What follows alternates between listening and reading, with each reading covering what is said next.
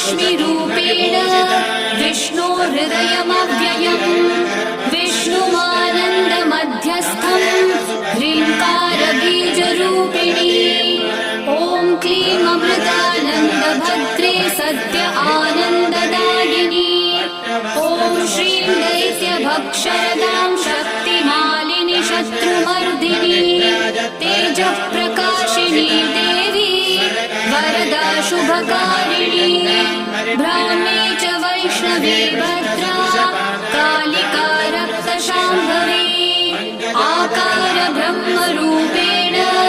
ओङ्कारं विष्णुमव्ययम् सिद्धिलक्ष्मी परालक्ष्मी लक्ष्म्यलक्ष्मी नमोऽस्तुते सूर्यकोटिप्रतीकाशम् चन्द्रकोटिः समप्रभम् श्रुतिशास्त्रस्वरूपिणी परब्रह्ममयीम् देवीम् पद्मनाभकुटुम्बिनीम् एवम् ध्यात्वा महालक्ष्मीम् पठेत् तत्कवचम् परम् ध्यान